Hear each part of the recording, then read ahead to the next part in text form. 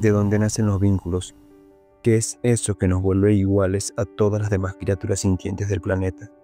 Y sobre todo, ¿qué nos queda después de perderlo todo? La primera vez que vi Primer fue hace bastante tiempo en casa de un amigo y en principio yo creí que era una serie llena de dinosaurios y su típica violencia morbosa. Sin embargo, estaba en un error muy grande. Y es que en Primal lo importante no son los dinosaurios, de hecho son simplemente un detalle decorativo. Se trata de una historia sumamente profunda sobre el dolor, la pérdida y la esperanza. Y para explicar esto vamos a hablar desde estudios científicos, elefantes, dinosaurios, psicología y conciencia animal y muchísimas otras cosas que me di a la tarea de investigar para traerte este contenido. Un análisis de una historia brutal y silenciosa que te recomiendo ver, así que sin perder más tiempo vamos para allá. Capítulo 1. Pérdida. Hace mucho, en un tiempo previo a la historia, un hombre luchaba por sobrevivir. Nuestro protagonista, un duro y mal encarado neandertal al que llamaremos Lanza, pescaba en las orillas de los ríos para conseguir alimento. Tras un largo y peligroso día de caza, finalmente Lanza emprende el camino de vuelta al hogar, pero, curiosamente, decide llevar toda la pesca consigo en lugar de comer ahí. Y este no es un detalle casual e insignificante ni muchísimo menos. Pensemos que caminar en medio de una selva con un ramo de peces en la espalda no suele ser la mejor idea. No es anormal que en la naturaleza los depredadores, luego de cazar una presa, se detengan a ver si hay un depredador, otro animal peligroso que les pueda quitar su comida. Y el olor del pescado es muy fuerte y podría atraer enemigos potenciales. Y esto no tarda en suceder. Tras unos minutos caminando, Lance es abordado y casi alcanzado por un pteranodón gigante, presumiblemente un Quetzalcóatlus, un tipo de pterosaurio gigante, tan alto caminando como un tiranosaurio rex. Que Lance se exponga de esta manera a terminar convertido en la cena en lugar de comer lo más rápido posible solo nos dice una cosa. Y la respuesta la recibimos precisamente en el primer momento en toda la historia en que Lanza esboza una sonrisa. El momento en el que ve una columna de humo en la distancia. Columna de humo que solo puede tener un significado. Familia. Sin embargo, la satisfacción del hombre no dura mucho. De camino a casa, Lanza observa una intimidante huella en el pasto y luego escucha el horrible sonido de un grito. Angustiado y temiendo lo peor, Lanza suelta su pesca y echa a correr a toda prisa, llegando justo a tiempo para presenciar el horror, mas no para hacer una diferencia. Lanza observa impávido cómo una manada de ceratosaurios devora fría y cruelmente a su mujer y a sus dos hijos. Furioso, el hombre enfrenta a los animales, consiguiendo ahuyentarlos, pero siendo incapaz de hacerles devolver todo lo que le han quitado. Con el corazón roto, Lanza entra en la cueva que solía compartir con su familia, mientras intenta hacerse a la idea de que acaba de perder lo más preciado que tenía, aquello que daba todo sentido a su vida. El dolor cede lugar a la ira, probablemente a una ira dirigida más contra él mismo que contra las bestias. Quizá pensando que fue él el que falló y el responsable, él el que no llegó a tiempo y no estuvo ahí para protegernos. Esa misma tarde, Lanza sube al borde de un peñasco con el fin de lanzarse y poner fin a su agonía. Sin embargo, no puede hacerlo. Lanza amanece ahí y, al salir el sol, observa la imagen de su amada y de sus dos retoños dibujada en el firmamento. Tal vez fuera que ellos le visitaron desde el otro plano o tal vez solo se los imaginara. Sea como sea, el verlos una última vez le da un mínimo de consuelo a su alma, como ese mínimo de fuerzas que necesitaba para seguir adelante y vivir un día más.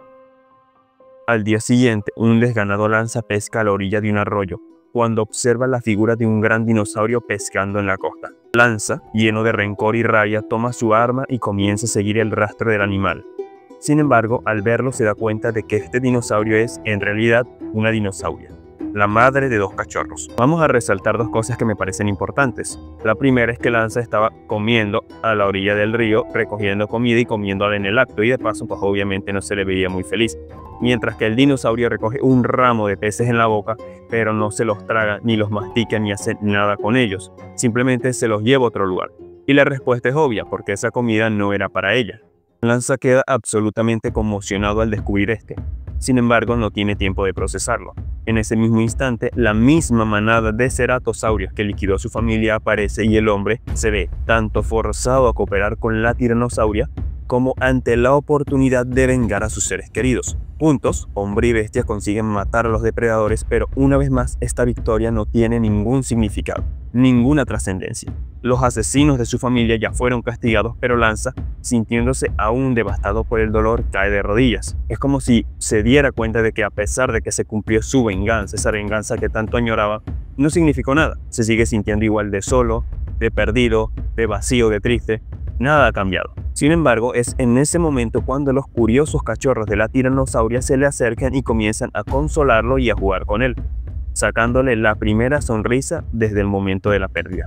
Sin embargo, esta sonrisa no dura mucho, y en ese instante un feroz y enorme ceratosaurio entra en escena. Este depredador resulta ser por mucho más grande y fuerte que sus antecesores, y la tiranosauria resulta ser incapaz de hacerle frente. Obligada a ver cómo sus retoños son engullidos delante de ella, la madre lanza un desgarrador grito de dolor y pena y se abalanza contra el enemigo, exactamente igual que Lanza hizo el día anterior. Pero esta vez ninguno de los dos está solo. Unidos en su dolor, hombre y bestia combaten y finalmente consiguen derrotar al depredador. Una victoria con sabor a poco, pues tras ganar, la devastada madre se echa junto al nido vacío, un nido en que instantes atrás estuvieron sus hijos. Como dato curioso, vale la pena resaltar que este momento de duelo y de tristeza en el dinosaurio podría no ser una licencia creativa de los autores, sino algo fundamentado. Y es que, contraria a la idea que se tiene establecida sobre este tipo de animales, parece ser que muchísimos dinosaurios, sobre todo los terópodos de tipo carnívoro, eran bastante más inteligentes de lo que creemos. Por ejemplo, un estudio un poco polémico realmente, publicado en enero de 2023 por la doctora Susanne Herculano Hausel, hace pensar que muy probablemente algunas especies como el tiranosaurio eran tan inteligentes incluso como babuinos u otros primates actuales. Esto puede impresionar y quizá dar un poquito de miedo, perturbar a algunos, porque todos recordamos escenas como la de los velociraptores en Jurassic Park, donde abrían la puerta y todo por el estilo. Pero esto es más que nada para cobrar conciencia de lo inteligentes que pudieron ser estos animales y por lo tanto capaces de procesar cierto tipo de emociones complejas como el dolor, el duelo, la pérdida o la tristeza. Y es que si le preguntamos a cualquier entusiasta de los dinosaurios o a cualquier experto, incluso ese amigo que le gustan y que se quiera hacer el interesante, muchos nos van a decir que las aves son dinosaurios. Y esto es muy interesante porque muchísimas aves modernas son perfectamente capaces de expresar duelos y emociones complejas. Los cuervos, por ejemplo, son especies muy inteligentes, capaces de formar lazos fuertes con otras especies, humanos incluidos.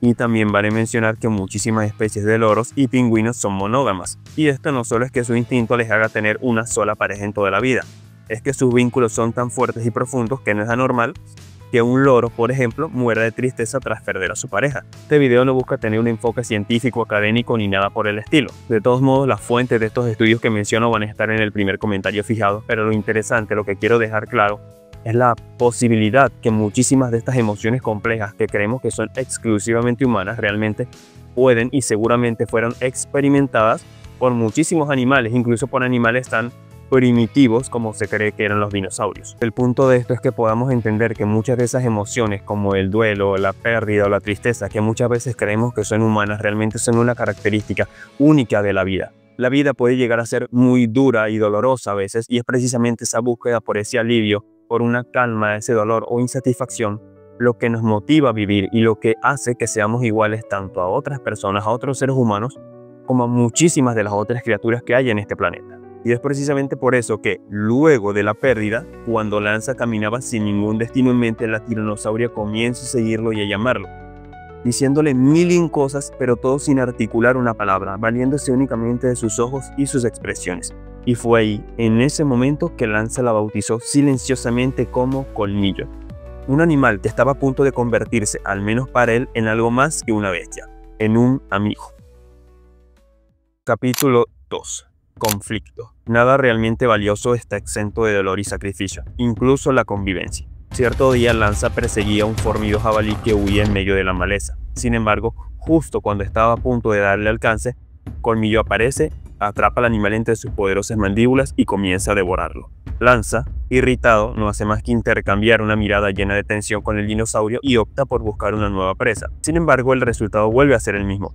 Lanza derriba al animal, pero Colmillo vuelve a quitárselo. Notemos algo interesante y es que en este punto la reacción de Lanza a lo que hacía el animal es gruñirle. Gruñir y quejarse con un animal que lo que hacía era darle la espalda y seguir comiendo, no le daba importancia. Y quiero que recordemos este detallito porque va a ser importante para después. Frustrado, Lanza tiene que conformarse con masticar un duro y poco apetitoso insecto, presa que, dicho sea de paso, también despierta el interés de Colmillo. Esta dinámica se repite varias veces. Cuando Lanza tiene la necesidad de evacuar el poco apetitoso insecto que claramente no le cayó bien, el dinosaurio decide hacer exactamente lo mismo junto a él. Cuando Lanza intenta recoger algo de fruta de un árbol, a Colmillo le da por golpear dicho árbol. cuando Lanza intenta dormir, resulta que el dinosaurio arranca. Pero a mí lo que me parece más interesante son las reacciones de Lanza, que evidentemente está atravesando un duelo muy profundo y fuerte. Nada raro considerando luego de lo que acaba de vivir. Una especie de ira permanente que tiene la necesidad de dirigir hacia algo, incluso hacia un animal completamente irracional, menos racional evidentemente que él al menos. Otra escena muy interesante es el momento en que Lanza comienza a jugar con las sombras de sus manos y a recordar a sus hijos. Sin embargo, en ese momento las sombras se transforman en los animales que mataron a su familia y Lanza se ve retraído al momento en que los vio morir a todos. Y es en ese momento en que opta por dirigir su enojo hacia Colmillo, hacia el animal que está cerca de él. Como si al verla le recuerda a ellos y por lo tanto la hace responsable sin darse cuenta, sin desearlo tal vez, de lo que le pasó a él. Con todo, Lanza reprime sus deseos de confrontar a Colmillo lo mejor que puede, pero la receta no funciona. Esa misma tarde, Lanza observa un antílope en la maleza y, al ver que Colmillo muestra interés por el animal, el hombre la amenaza con su arma, con ella y con un carnaval de gruñidos y rugidos que hace efecto solo por unos minutos. Notemos esto. Más tarde, cuando Lanza estaba a punto de dar alcance a su nueva presa, Colmillo vuelve a arrebatársela, pero esta vez Lanza ya ha tenido suficiente y, frustrado, comienza a luchar con el dinosaurio. Una escena tan bien animada como interesante y llena de significado si observamos con atención. Este capítulo me gusta mucho porque es un despliegue de todas las dificultades que inevitablemente van a venir con la convivencia. Un retrato fiel de que la vida en comunidad no es color de rosa y que ciertamente va a traer dificultades. Porque realmente no es fácil ni compartir tiempo, recursos, energías con personas o con otros individuos, menos aún cuando nuestros intereses se contraponen a los de los demás, como está pasando en este caso. Pero lo interesante es que si viste la serie, si ves este capítulo y observas con atención la pelea, parece estar pasando algo muy raro. Y casi parece como si Colmillo, el tonto y primitivo animal que solo funciona por instinto, fuese más inteligente y maduro que el humano, porque casi parece como si no quisiera hacerle daño real. En un momento de la pelea, Lanza queda en medio de las fauces de Colmillo y el animal no solo no lo tritura como una galleta, sino que además lo expulsa de su boca. Y créeme que esto no carece de significado ni es un detalle menor, porque en otro estudio que te voy a juntar abajo, se señala que la fuerza de mordida del tiranosaurio podría ser la fuerza de mordida más poderosa de cualquier animal en la historia de la vida en la Tierra. Quizás solo superada por el megalodón o por algún otro animal o dinosaurio que tuviese una fuerza más poderosa, pero del que no sabemos nada porque no nos llegaron fósiles. Su fuerza era, y aquí voy a leer, unos 57.158 newtons, un total de 5.800 kilos de fuerza en esas mandíbulas.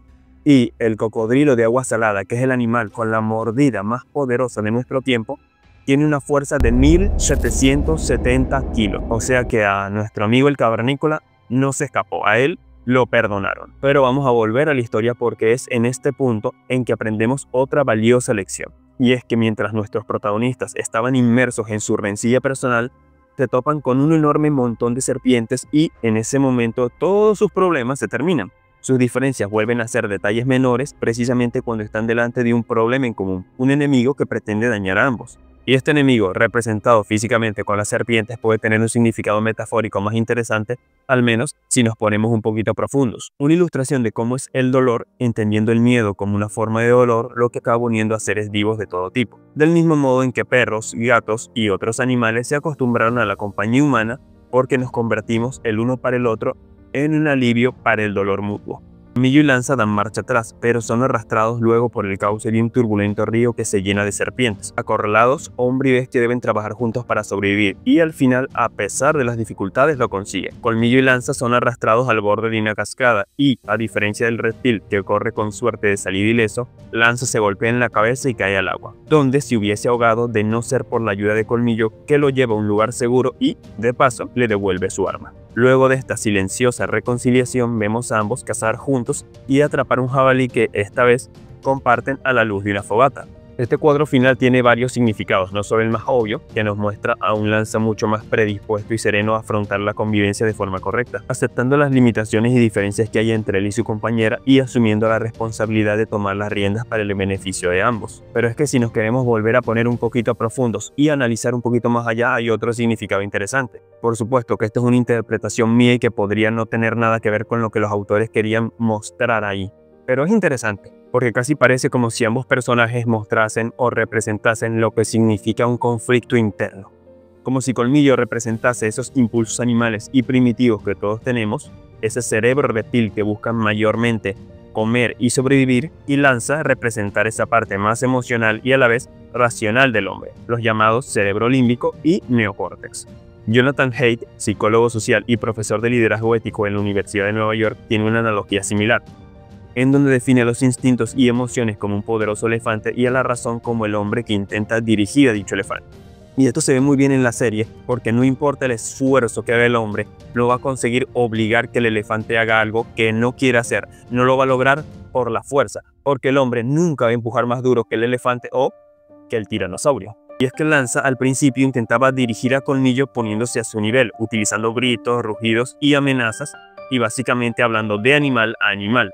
Y es solo hasta que decide elevarse al nivel de hombre, que decide aceptar y reconocer sus limitaciones, que logra dirigir y apaciguar a la bestia, a su bestia interna.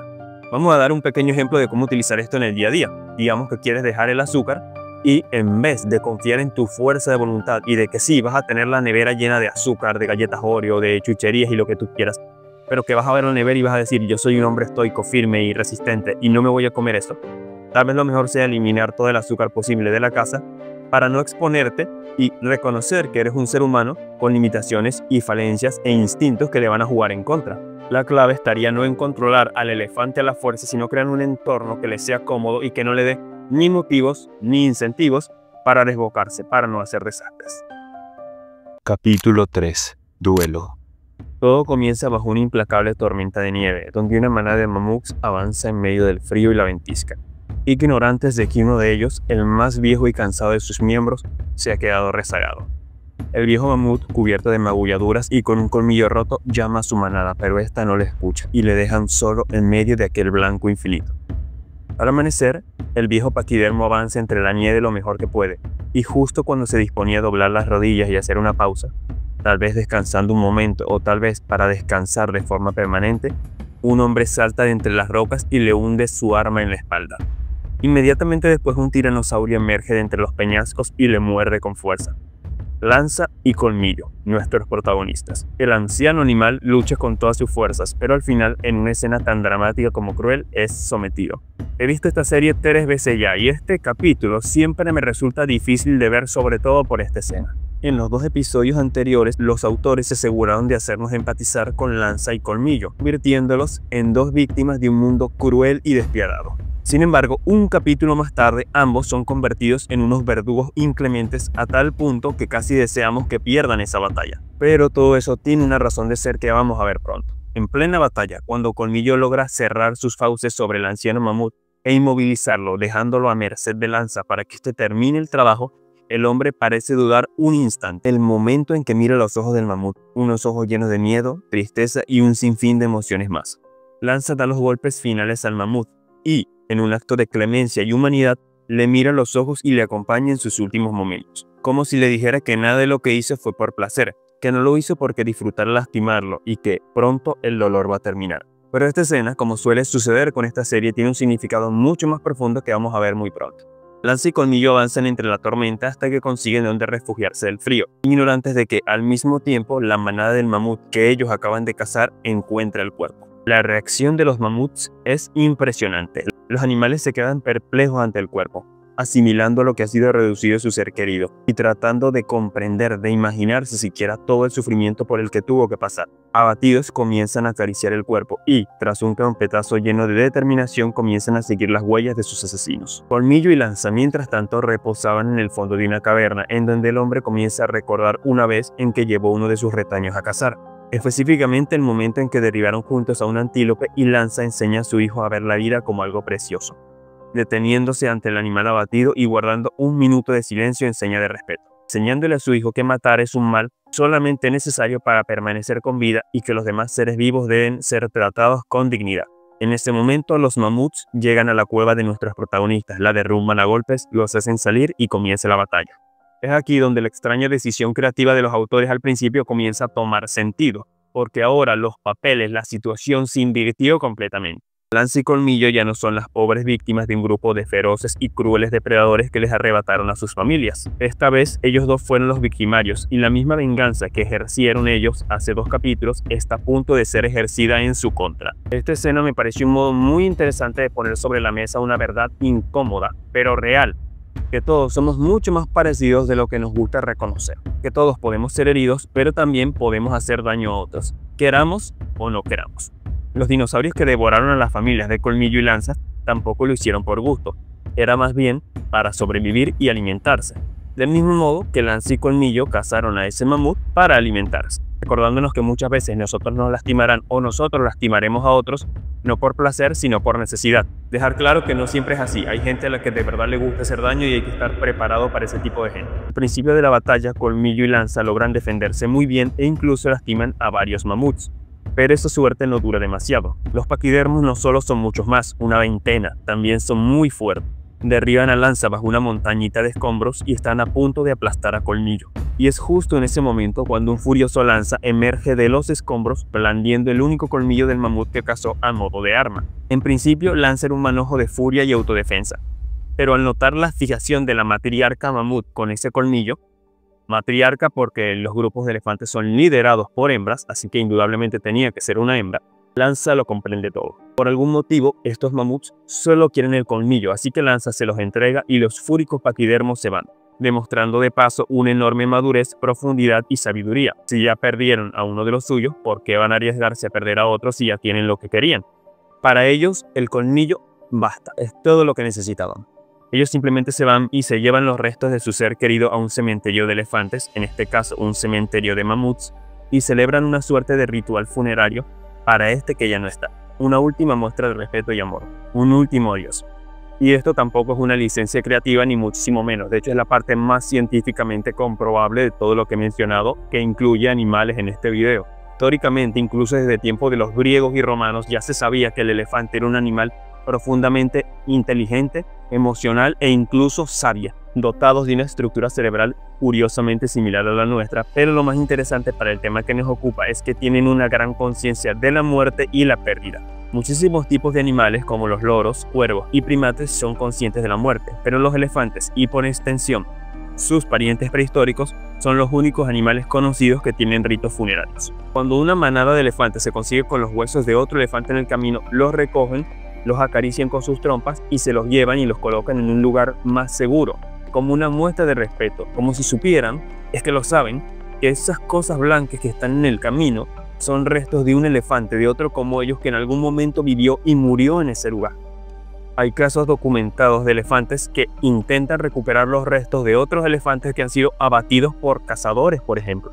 Iba a decir que ese gesto de acariciar a un ser querido que está moribundo o los restos de un ser querido como si pudiéramos hacerle sentir algo es una demostración de la humanidad de los elefantes, pero realmente es una demostración de vida. No somos los únicos, no somos la única especie que puede sentir duelo, que puede sentir pena, que puede sentirse triste y extrañar a un ser querido. Realmente no hay una diferencia entre una madre que acaricia a su bebé y una elefanta que acaricia a su elefantito, o de un elefante que llora por un elefante muerto en el camino, del mismo modo que no hay una gran diferencia entre una persona que ve un ser querido muerto y llora porque lo ha perdido. Esto para mí solo demuestra que no somos tan diferentes de aquellos que nos cazan, ni de aquellos a los que cazamos, ni de aquellos que nos lastiman, ni de aquellos a los que acabamos lastimando, y que realmente, queriéndolo o no, podemos convertirnos en el monstruo de otro. Capítulo 3. Duelo. Todo comienza bajo una implacable tormenta de nieve, donde una manada de mamuts avanza en medio del frío y la ventisca, ignorantes de que uno de ellos, el más viejo y cansado de sus miembros, se ha quedado rezagado. El viejo mamut, cubierto de magulladuras y con un colmillo roto, llama a su manada, pero esta no le escucha y le dejan solo en medio de aquel blanco infinito. Al amanecer, el viejo paquidermo avanza entre la nieve lo mejor que puede, y justo cuando se disponía a doblar las rodillas y hacer una pausa, tal vez descansando un momento o tal vez para descansar de forma permanente, un hombre salta de entre las rocas y le hunde su arma en la espalda. Inmediatamente después un tiranosaurio emerge de entre los peñascos y le muerde con fuerza. Lanza y Colmillo, nuestros protagonistas. El anciano animal lucha con todas sus fuerzas, pero al final, en una escena tan dramática como cruel, es sometido.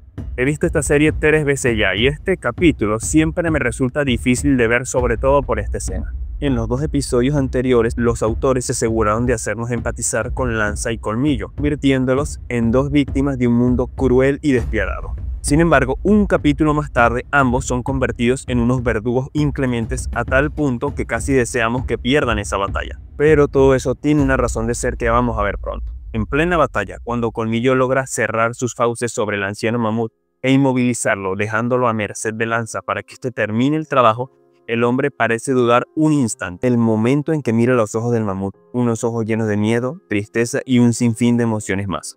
Lanza da los golpes finales al mamut y, en un acto de clemencia y humanidad, le mira los ojos y le acompaña en sus últimos momentos, como si le dijera que nada de lo que hizo fue por placer, que no lo hizo porque disfrutara lastimarlo y que pronto el dolor va a terminar. Pero esta escena, como suele suceder con esta serie, tiene un significado mucho más profundo que vamos a ver muy pronto.